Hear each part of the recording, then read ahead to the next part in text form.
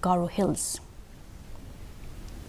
The retrofitting work on the Umiam Dam is on the verge of completion, with some additional work left that will be taken up underneath the dam to further improve the dam's lifespan. MEECL CMD Sanjay Goyal on Friday said the ongoing retrofitting work will be completed by the end of July, and the concrete work has been completed on one side and work is underway on the other side of the dam.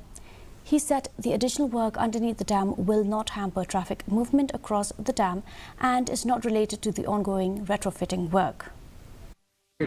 We should be in a position to do the concreting part and we should be in a position to complete it within July.